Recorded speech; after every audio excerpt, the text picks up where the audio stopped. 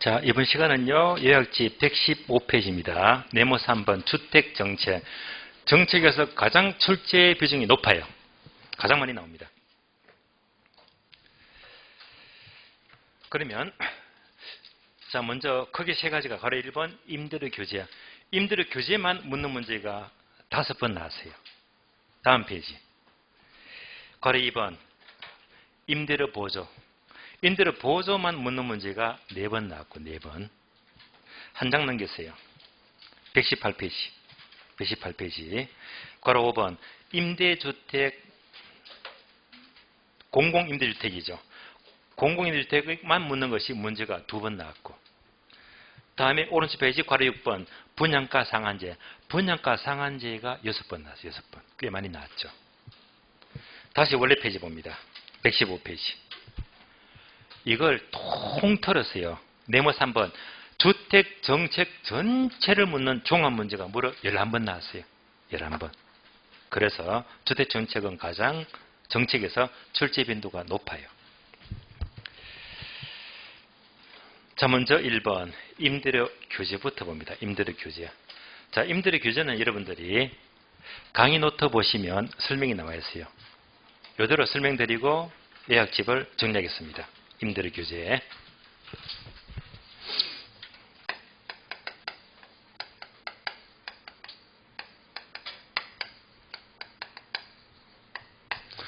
자, 임대료 규제나 분양가 상한제나 그림이 똑같아요.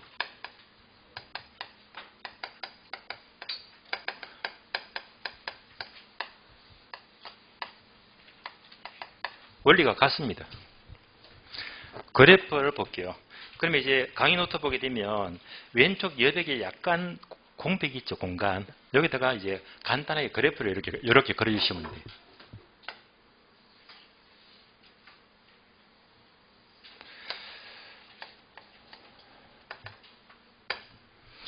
자, 수요와 공급이 있어요. 시장 원리. 얘가 시장 원리가 되고요.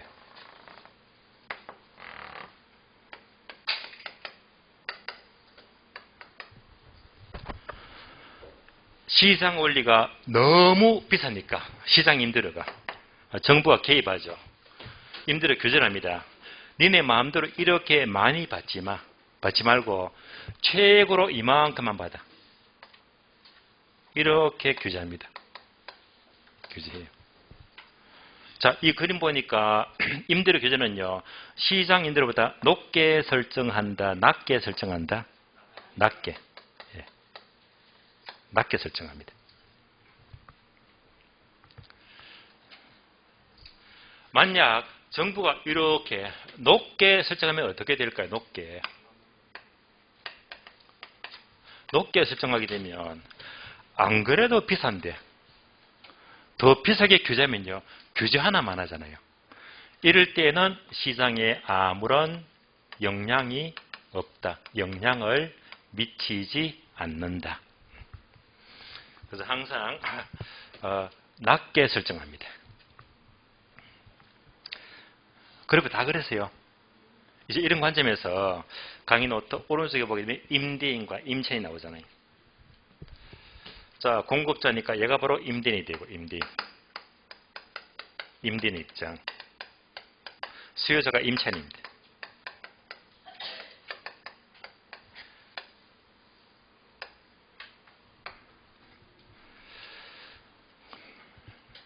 자, 그러면 임대는요. 결국 정부가 규제니까 이만큼 받을 임대료를 요것밖에 못 받아요. 그러면 빨간 개만큼 손해를 봐요. 손해를 보는데. 손해를 보고 공급을 늘립니까? 줄입니까? 공급을 줄이죠. 첫 번째. 네모되어 있죠. 가장 출제가 많이 됩니다. 공급 부족입니다.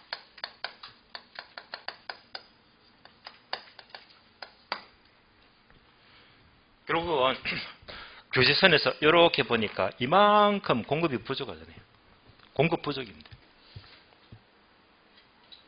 임대료가 싸니까 수요가 많겠지. 수요는요, 이만큼 많잖아요. 따라서 첫 번째, 초과 수요.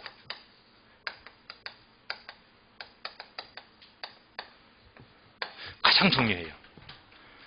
그래서 여러분들이 문제 풀다가 임대료 규제만 딱 나왔다면요. 바로 공급 부족 초과 수요부터 떠올리고 문제 풀어야 됩니다. 떠올리고. 두 번째. 임대는요. 이만큼 손해보니까 임대 부동산에 투자를 기피합니다.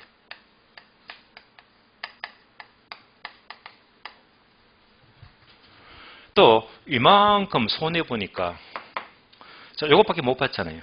그러니까 이제 용도를 받고요. 나 이것 받고 짐 있으니까 방 빼주세요. 우리 아들 공부방이나 줄래. 용도를 바꾸려고 해요. 용도 전환입니다.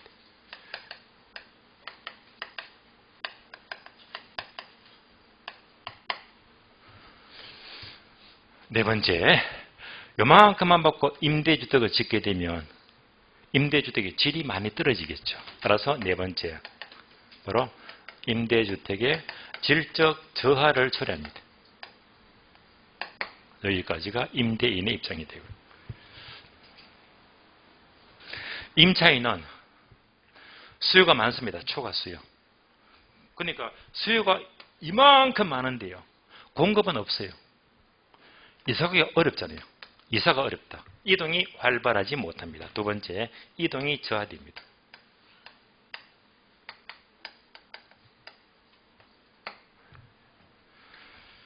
공급이 부족해요. 방이 없잖아요. 겨우 방을 구했는데 방을 달라고 하니까 투자를 기피합니다. 안 주겠대요. 방법은요. 좋아. 이렇게 계약하고 알게 모르게 이만큼 웃돈 줄게. 바로 P가 형성이 돼요. 암시장이죠. 그래서 세 번째, 암시장이 형성됩니다.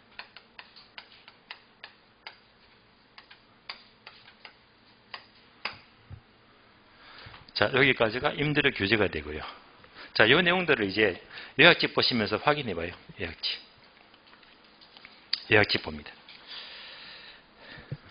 115페이지.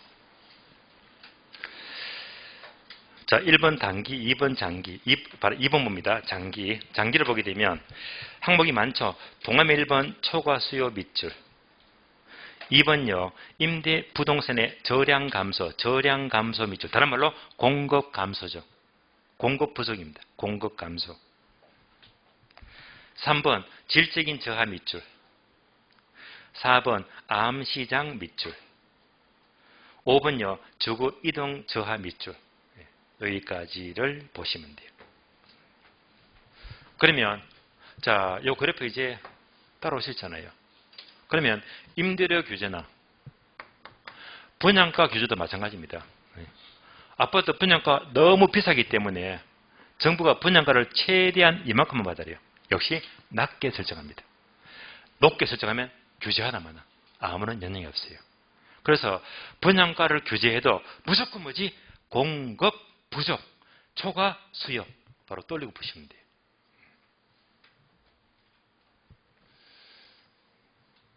다만 분양가 상한제는요. 현재 노란 선이 무슨 가격이죠? 규제 가격입니다. 정부가 규제하고 있죠.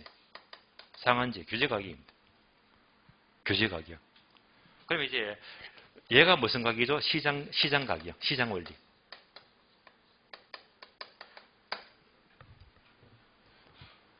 그래서 요 갭만큼요. 갭만큼 엄청난 전매 차익이 생기죠. 전매 차익이 생긴다. 그것만큼 극심한 투기 수요를 유발합니다. 아파트 당첨만 받아버리면 하룻밤만 자버리면 이만큼 올라가죠. 하룻밤만에 몇 천만 원, 몇 억을 벌잖아요. 요만큼의 전매 차익이 생기더라. 여기는 이제 분양가 상한제를 말이에요. 그림은 같은 그림입니다. 여기까지 보았으니까 이제 문제 확인, 문제 봅니다.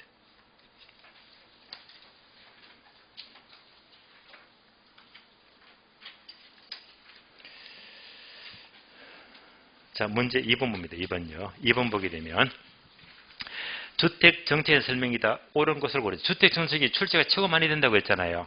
그러니까 뒷페이지까지 보니까 지문 총 몇 개입니까? 21번까지 엄청나잖아요. 자, 그러면 임대료 규제 분양가 상한은 같은 원리니까 1번부터 6번까지 6개 지문을 연습하는 겁니다. 6번까지가 방금 공부를 했어요. 1번부터 4번까지 묶어주고 1번, 4번까지가 임대료 교재. 5번, 6번 묶어주고요. 분양가 상한제입니다. 1번, 4번까지는 임대료 교재. 5번, 6번은요. 분양가 상한제. 1번. 임대료 상한제 실시는 임대주택에 대해서 초과 수요를 발생한다. 초과 수요 맞습니까? 예, 옵니다. 대부분 다 기초문장이에요. 2번. 임대료 규제는 장기적으로 임대주택의 공급량을 증가시킨다. OX. 공급 부족이죠. 예, 공급을 감소시킨다. 공급 부족입니다. X. 그러니까 1번, 2번 버릇이 초과 수요, 공급 부족 이것만 집중적으로 묻고 있잖아요. 3번. 정부가 임대료 상승을 통제하면 단기적으로 임차인의 주거 이동은 촉진돼요, 저하돼요? 저하된다. 촉진 들렸죠? 이동은 저하된다. X. 4번요. 균형 임대료보다 시 임대료 상한이 높을 경우, 높을 동그라미. 높을 경우는 균형 임대료와 공급량에는 아무런 영향을 미치지 않는다. 맞죠? 옵니다. 5번과 6번은요. 분양가 상한인데 뭘 떠올려? 이거 재판 보시면서 공급 부족 초과 수요보다 떠올리고 푸는 게 좋아요. 5번요. 분양가 상한제는 분양가 규제를 통하여 주택 가격을 안정시키는 목적이다. 맞죠? 옵니다. 5번. 분양가 규제는 일반적으로 초과 수요 맞죠? 그리고 주택 건설업체의 수익성을 낮추는 요인으로 작용하면서 주택 공급은 감소가 된다. 공급 감소 맞죠? 옵니다. 여기까지 연습했습니다. 자, 6번, 7번부터는 이제 임대료 보조금이니까 일단 정리하고 문제 보죠. 그러면 자, 예약집은 몇 페이지인가 하면요. 한 장 넘겨서 예약집은 116페이지 보시면 116페이지. 116페이지 보시면 두 번째 줄, 걸 3번 있죠. 교재 임대료가 균인으로 높을 경우 높을 동그라미. 높을 경우는요. 화살표 밑줄입니다. 아무런 영향 없음 밑줄. 괄호 2번 내려가죠. 임대료 보조. 보조. 자, 보조하니까 금보조개 들어보셨죠? 그러니까 무슨 개입? 간접 개입. 간접 개입입니다. 자, 그러면요. 1번 수요측 보조가 있고요. 오른쪽 페이지 보시면 공급측 보조가 있어요. 수요 보조와 공급 보조. 그럼 지금부터 이 두 가지가 정리 제대로 하시려면요. 여러분들 강의 노트 보시면 돼요. 강의 노트. 강의 노트 봅니다. 임대료 보조. 자, 수요 보조와 공급 보조인데요.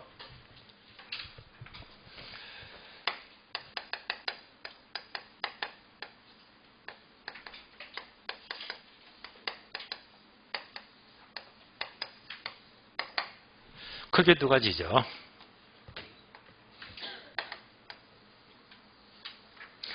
자, 첫 번째 수요측 보조가 다른 말로 소비자 보조가 돼요.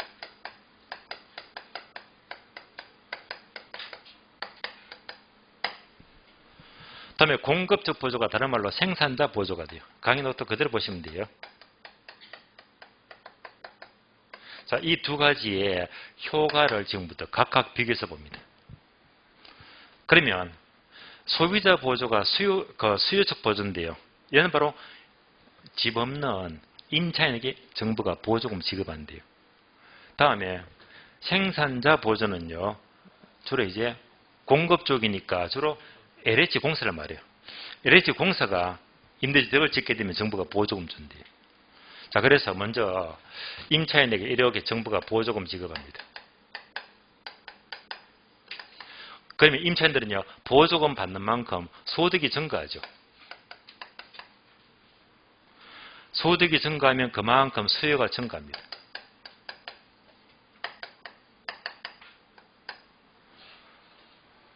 수요가 증가하는 만큼 임대료가 상승합니다.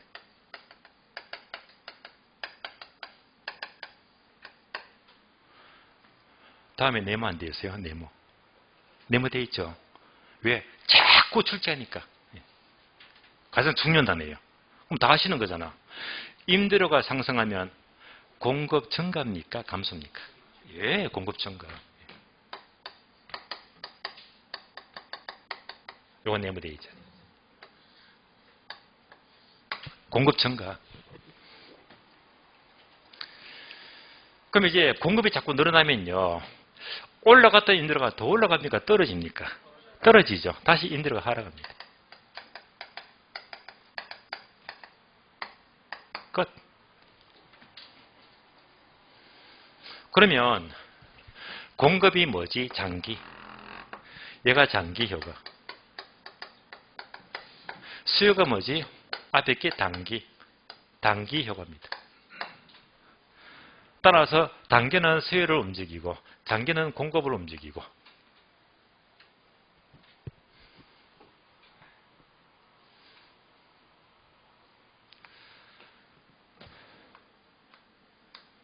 다음에 생산자 보조예요. 자, 정부가 생산자에게 임대주택을 지을 때 보조금 주겠대. 보조금. 보조금을 주게 되면 그러면 생산자는요. 보조금 받는 만큼 생산비가 더 크게 늘어납니까? 절감됩니까? 절감되겠죠. 보조금 받는 만큼 생산비가 절감이 돼.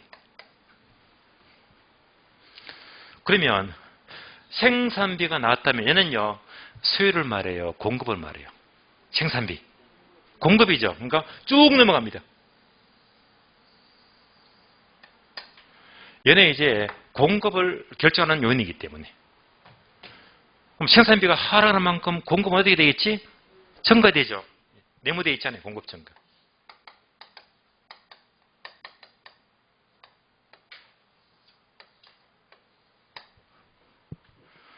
이렇게 공급이 증가되면 다시 그만큼 임대료는 하락합니다.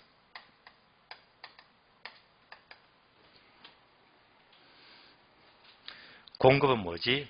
장기. 장기 효과입니다. 그러면 생산자 보조는 생산비 하락만큼 공급이 증가하니까 단기에는 아무것도 없잖아요. 그러니까 다시 말하면 단기에는 아무런 영향이 없다.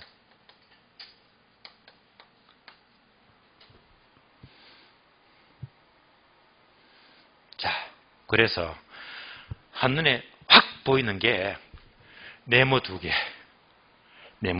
얘가 집중 출제가 돼요. 집중. 그러면 소비자 보조금, 생산자 보조금 항상 장기는 뭐지? 공급 증가. 그러니까 임대료 보조만 딱 나왔다면 생산자 보조, 소비자 보조 둘 다 뭐 장기적으로 공급 증가. 얘가 가장 핵심 단어입니다. 앞에서 임대료 규제는요. 공급이 부족하잖아. 얘는 공급 증가잖아요. 그러니까 부동산 정책을 하게 되면 둘 다 공급이 늘어나니까 얘가 훨씬 더 좋은 정책이 된 말입니다. 공급이 늘어나니까. 다시 소비자 보조금의 종류가 이제 강의 노트북에 두 가지가 있죠. 두 가지가. 가격 보조가 있어요. 또 소득 보조가 있어요. 가격 보조는 쉬운 말로 현금 주더라. 현금 보조가 되고요. 죄송해요. 집세. 소득 입세죠. 얘가 현금이고 얘가 집세 보조가 되고 집세 보태주고 그다음에 소득 보조가 현금 주더라. 현금 주니까 소득이 늘어나잖아요. 자, 이때 임차인이 정부로부터 현금, 소득 보조, 현금 받게 되면 임차인은 되게 좋아하죠. 따라서 현금 보조, 즉 소득 보조가 소비자가 좋아하더라. 소비자의 효용이 우월합니다. 효용이 증가합니다.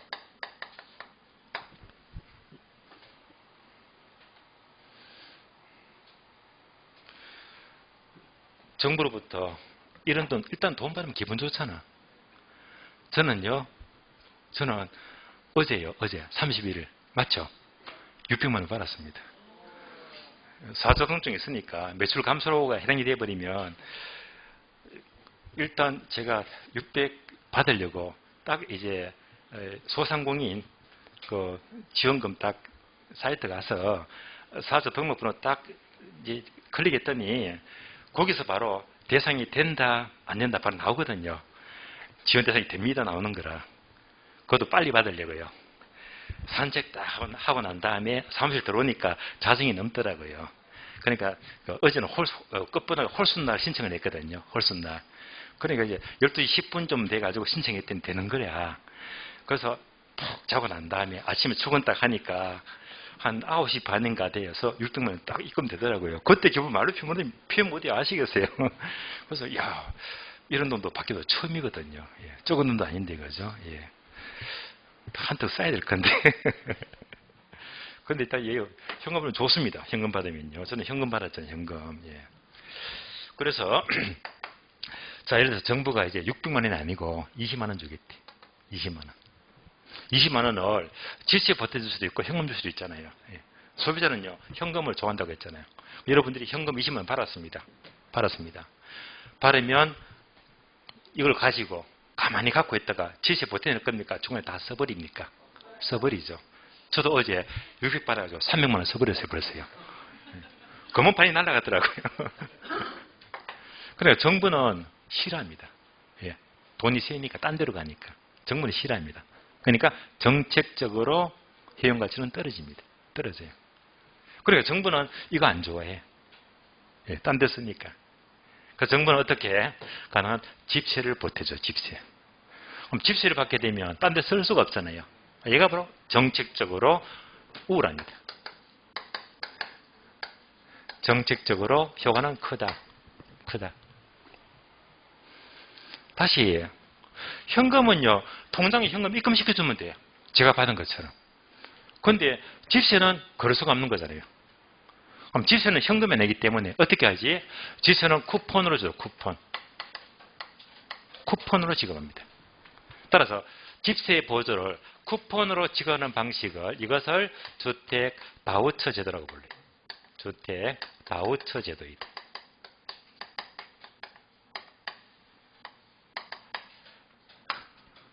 따라서 주택 바우처 제도는 바로 현금이 아니라 쿠폰 방식이다. 무슨 방식? 집세, 가격 보조 방식입니다. 참고로 얘는요, 주택 바우처는 이렇게만 나와요. 얘는 이제 최근에, 몇 년 전에요. 우리나라에서 도입되었어요. 그래서 얘는 바로 현재 도입되었다. 시행을 하고 있다. 시행되고 있다. 2014년도 가을철부터 시행되고 있습니다.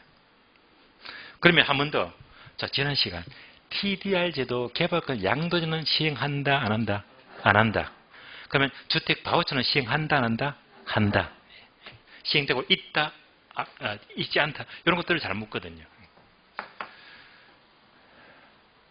여기까지 보시고요. 자, 그럼 여러분들이 여기까지 강의 노트는 메모되어 있잖아요. 메모되어 있죠. 그러면 추가로 더 메모하셔야 됩니다. 소비자 보조는요. 임차인들이야. 주거 선택의 폭이 확대가 돼요.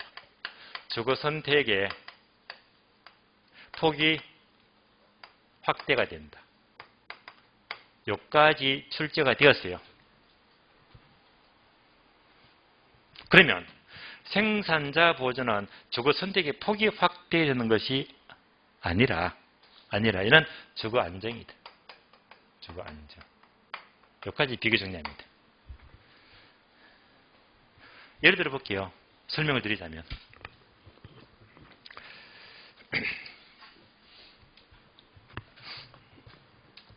어느 지역이 있어요.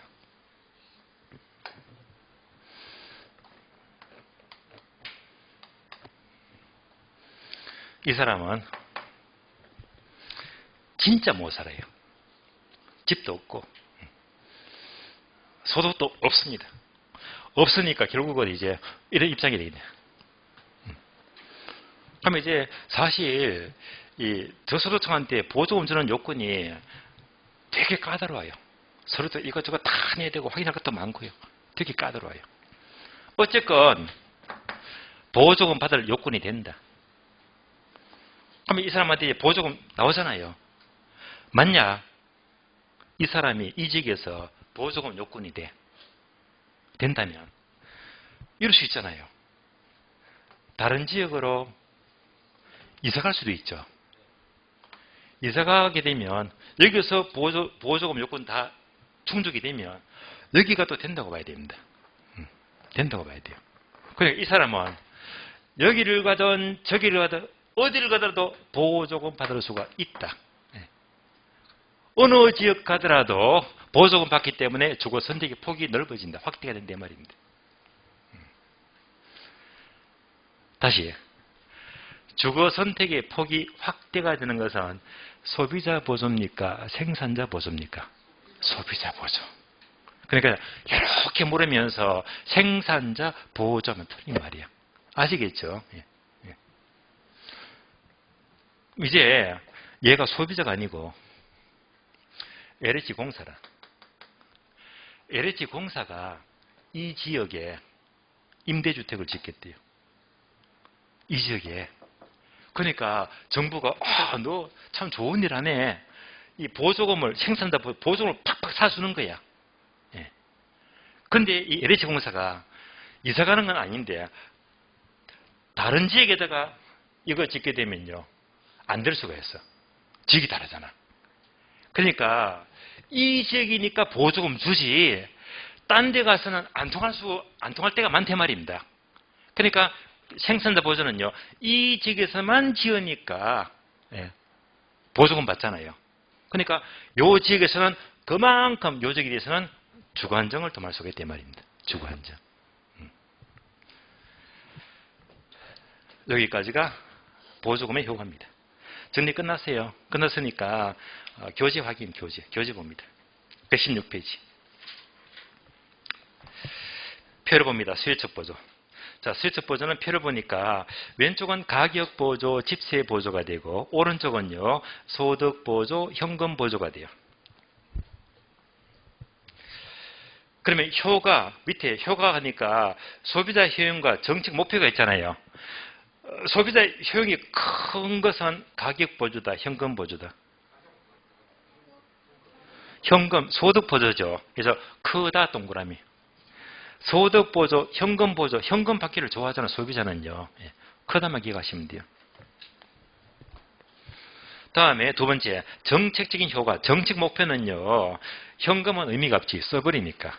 그래서 가격 보조, 집세 보조가 정책 목표가 크다 동그라미. 구분되시겠죠?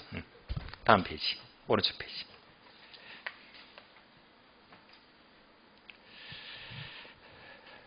(1번) 단기 효과.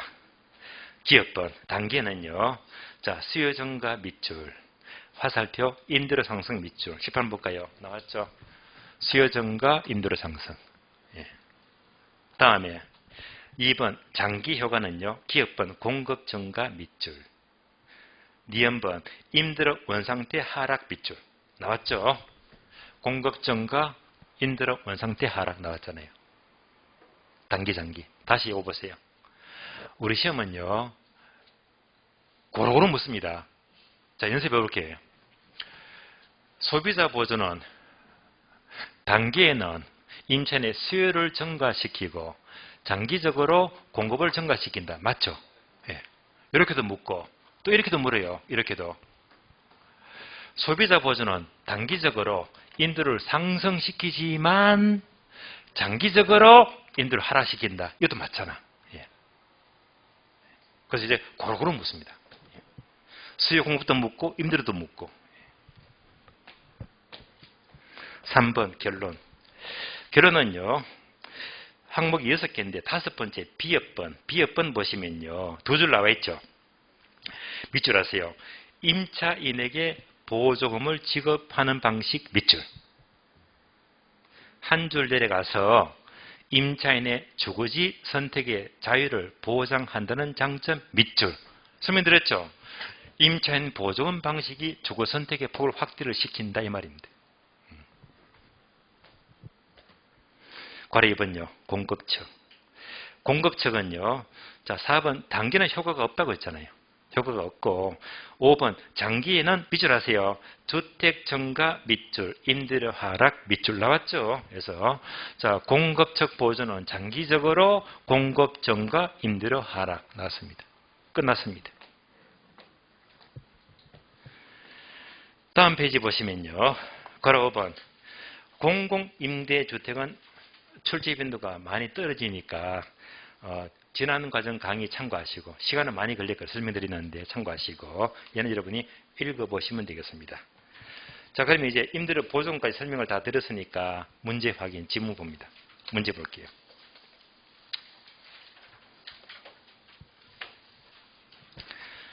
자 문제 2번에서 자 지문 6개는 풀었죠. 6번까지 7번부터 12번까지 묶어주고요. 7번부터 12번까지가 임대료 보조 방식입니다. 7번부터 봅니다. 얘도요. 거의가 기초문장.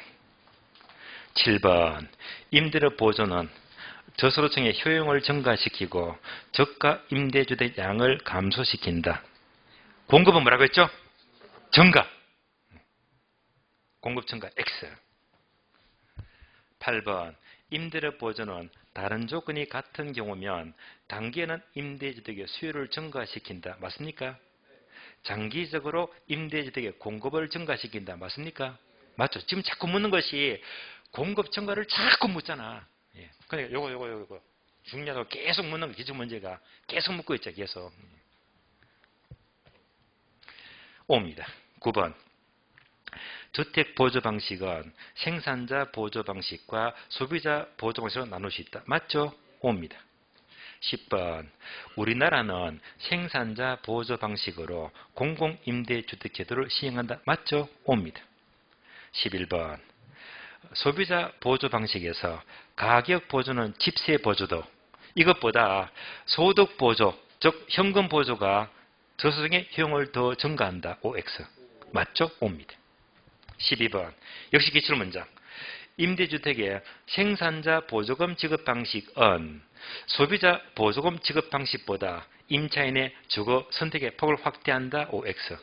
X 바뀌었죠? 이거잖아요. 소비자 보조 방식이 뭐라고 했지? 주거 선택의 폭을 확대시킨다고 했잖아요. X 바뀌었습니다. X. 여기까지입니다. 여기까지가 대부분 다 기출문장이고 이렇게 출제가 되고 있습니다.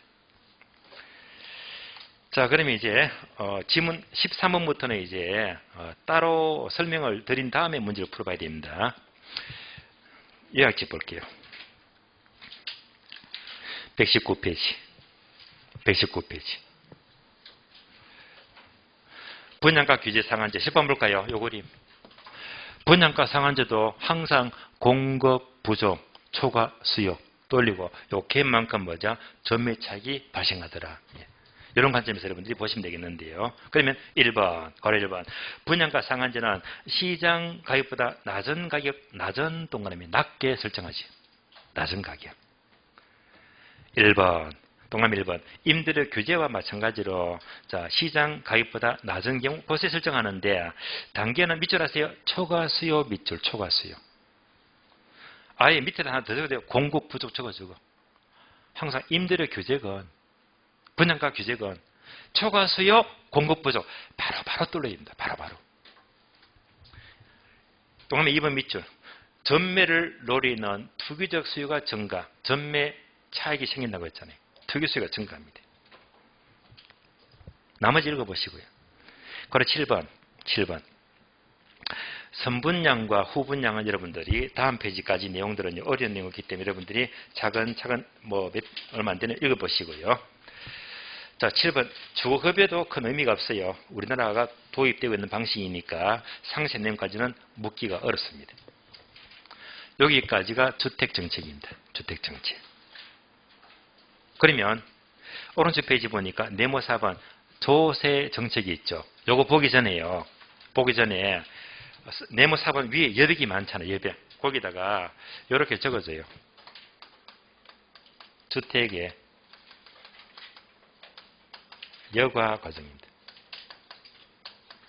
여과 과정.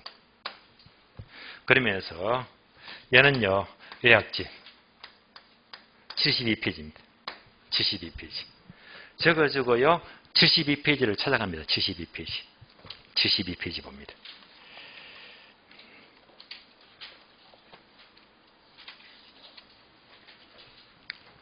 폈습니까? 72페이지. 72페이지 보니까 네모 5번 주택의 여과 과정과 주거 분리가 나오잖아요. 여기서요. 우리 시험은 예를 묻는 문제가 10번 나와서 A급입니다. 중요해요. 예. 되게 많이 나왔습니다. 여과 과정. 고래 1번 주택의 여과 과정은 첫 줄 밑줄입니다. 주택의 질적 변화에 따른 가구의 이동관계 밑줄. 그래서 종류가 자 1번 하향여과 2번 상향여과 두 가지가 있습니다. 그러면 1번 하향여과는 단어만 딱 보자마자 느낌이 들죠. 동네가 좋아진 겁니까? 나빠진 겁니까? 나빠졌죠. 따라서 하향여과는 자 첫 줄 보시면 뭐 땡땡 하면서 뒤 문장 보시면 주로 밑줄 하세요. 저소득층이 입주 밑줄. 저소득층이 입주하니까 동네가 나빠졌잖아요. 이런 이동이 바로 하향여과입니다. 다음에 2번요. 상향여과는 동네가 좋아지는 경우죠. 그래서 첫 줄 땡땡 중간부터 보시면 고소득층이 입주. 이러면 동네가 좋아진 겁니다. 그리고 3번. 그리고 3번은요. 그냥 X 하세요. 예. 아무리 봐도 시험과 관계가 없어요. 3번은 버리시고. 그러면 지금 설명이 이렇게만 나와 있잖아. 1번 하향, 2번 상향. 그리고 없잖아요.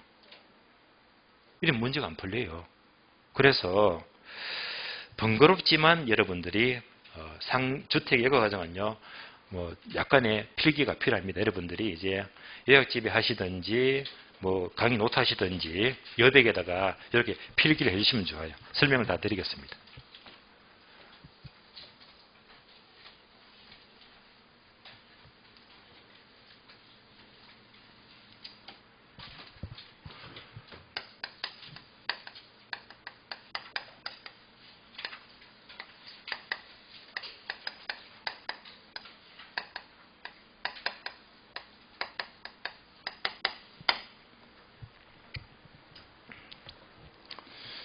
요 설명 끝나면 쉴 거니까요. 필기 답으로 설명을 놓치니까 그냥 필기 딱 끝나면 찍으시면 돼요. 찍으시면. 집에 가서 필기하시면 돼요.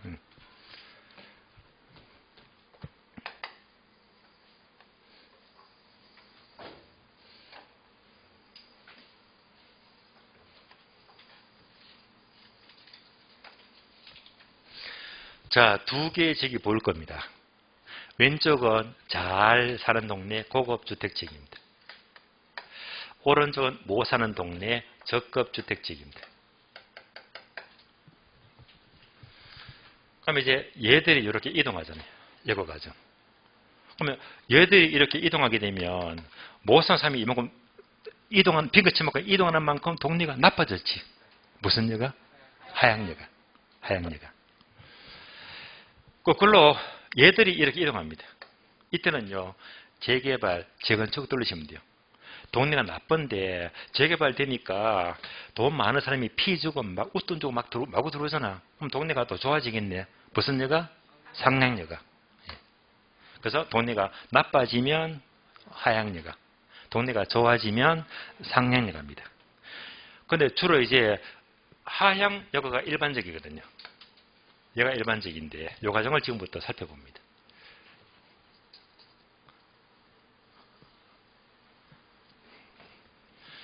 먼저 고급주택과 저급주택의 차이점은요.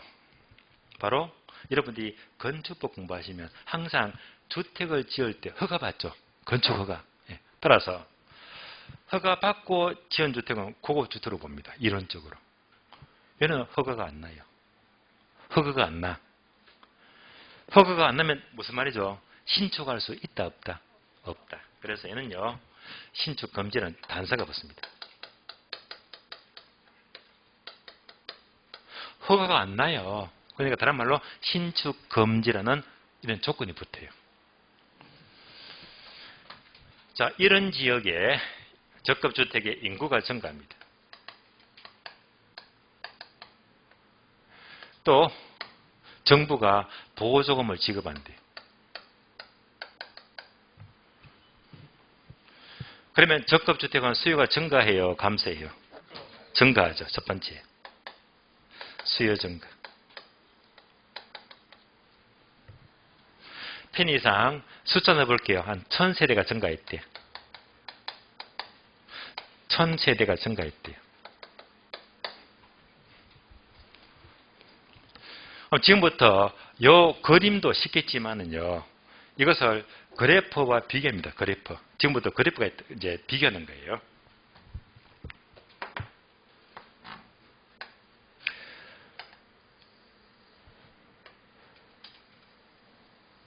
고급주택입니다. 고급주택의 수요, 공급입니다.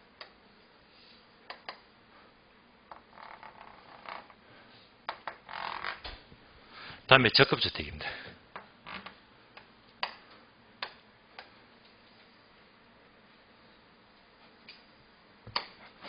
적급주택의 수요와 공급입니다.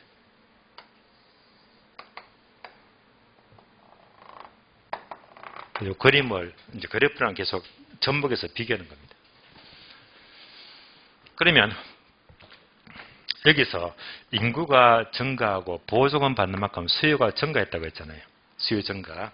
요거 동그라미 1번이죠. 수요가 증가하면 수요 곡선이 증가하면 무슨 이동? 우측 이동이죠. 우측 이동. 얘가 몇 번? 1번. 수요 증가 이거잖아요. 얼마가 증가했다? 1000세대. 따라서 수요 증가, 수요 증가. 따라오셨죠? 그런데 수요가 늘어났는데 신축이 안 된다고 해서. 그러면 집을 지을 수가 없잖아요. 없으니까 결국 이 사람들이 신축이 안 되니까 이렇게 이동이 됩니다. 이동. 그래서 1000세대가 이렇게 이동합니다. 2번. 신축이 안 되니까 부득불 이렇게 이동하는데 이 사람들이 새 집을 사서 갈까요? 새 들어갈까요? 예, 새 들어가지. 새 들어갑니다. 새 들어가는 만큼 동네가 좋아졌다, 나빠졌다? 나빠졌죠. 무슨 여가? 하향여가. 하향여가입니다. 새 들어갔습니다. 그래서 빚금친 만큼 동네가 나빠졌습니다.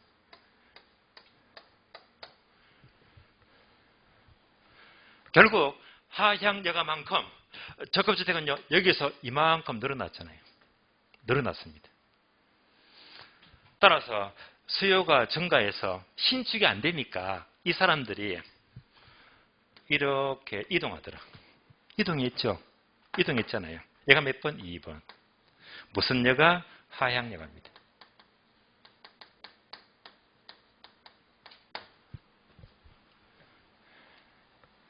그러면 다시 이렇게 이동하니까 고급주택은 빚금친만큼 많아졌어요? 적어졌어요? 적어졌지. 세 번째. 고급주택은 마이너스 1000세대. 부족합니다. 부족합니다. 부족하면 고급주택은요, 공급이 부족하지. 부족하면 우측이동, 좌측이동, 좌측이동.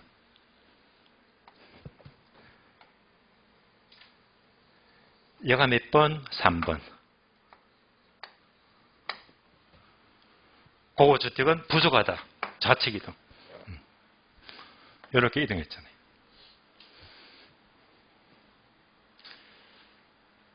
그러면 고급주택이 부족하면 이 사람들이 이사가게 되면 새 집을 사서 갑니까? 새 들어갑니까?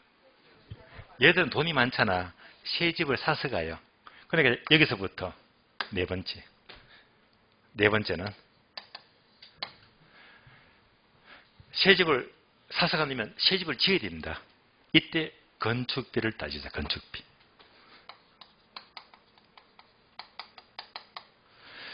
건축비가 일정하다. 건축비가 상승한다. 증가.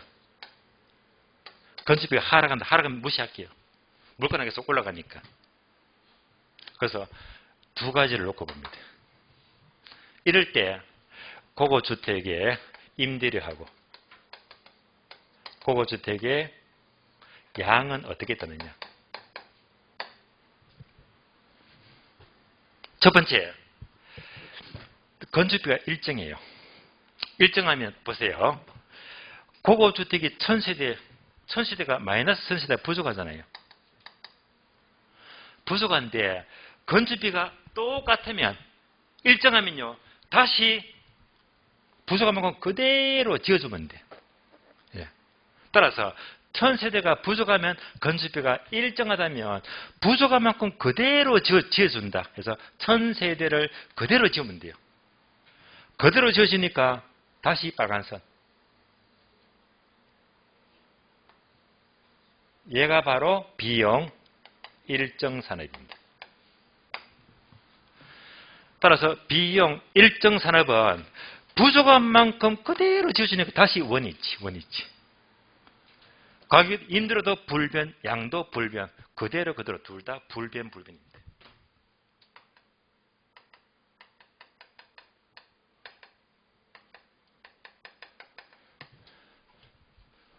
원위치.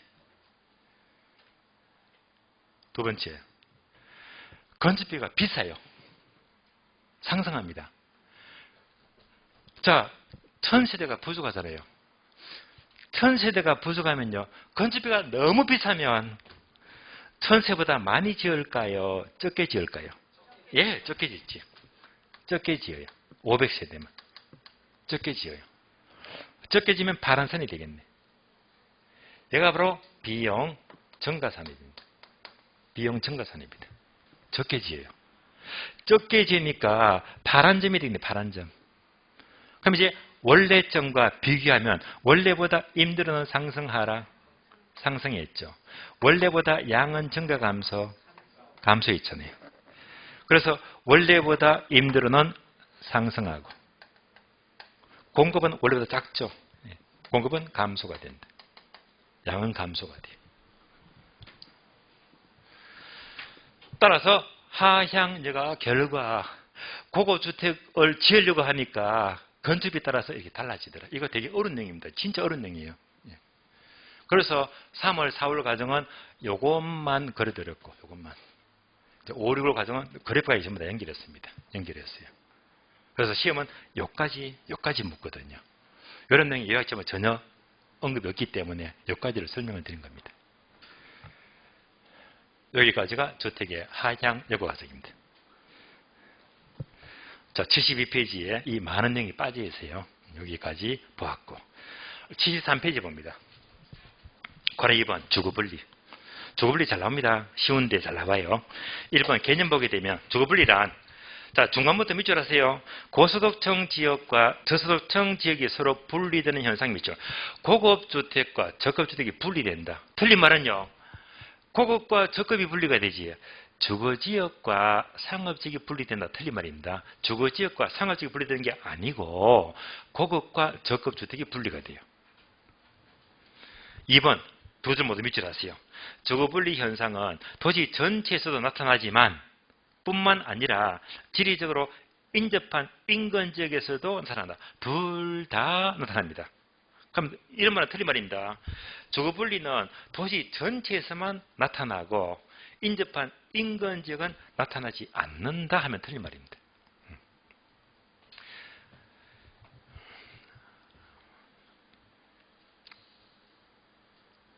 그러면 또 중요한 게 하나 있는데요.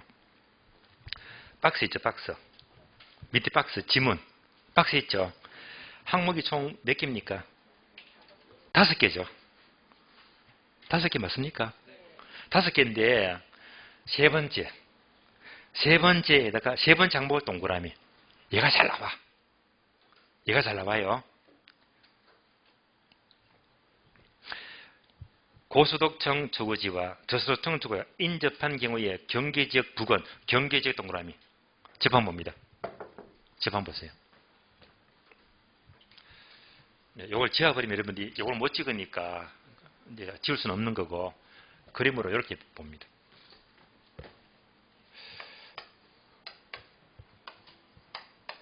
고급주택, 적급주택.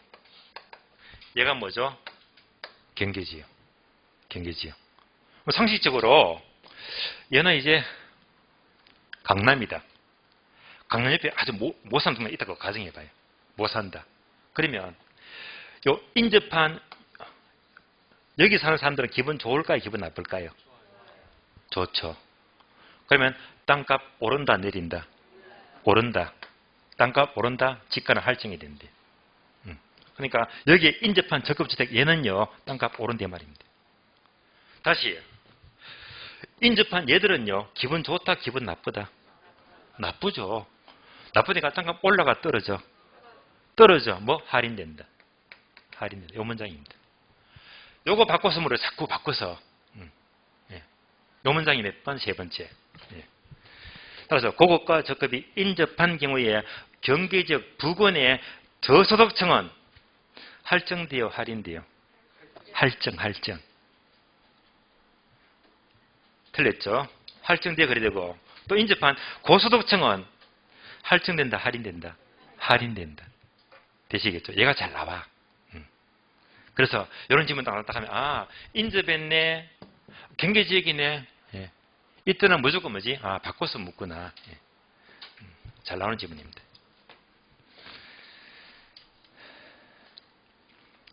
여기까지 보시고요. 자 그러면 여기까지 설명 다 들었으니까 주택의 하향력 과정입니다. 그러면 지문 연습하고요. 쉬겠습니다. 지문 문제 봅니다. 문제 볼게요.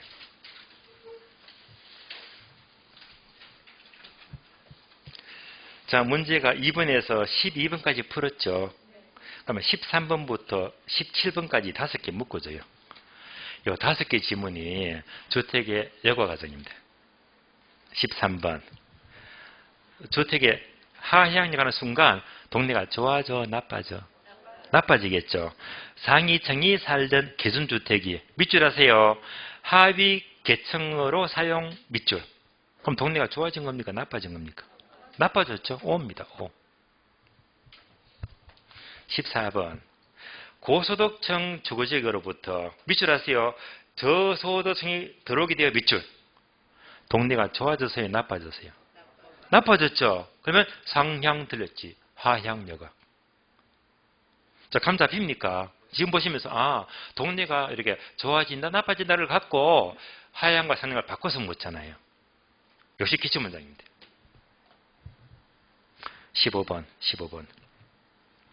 주택의 상향여가는 소득 증가와 같은 이유로 인하여 저가주택의 수요가 증가된다. 짚어 보세요.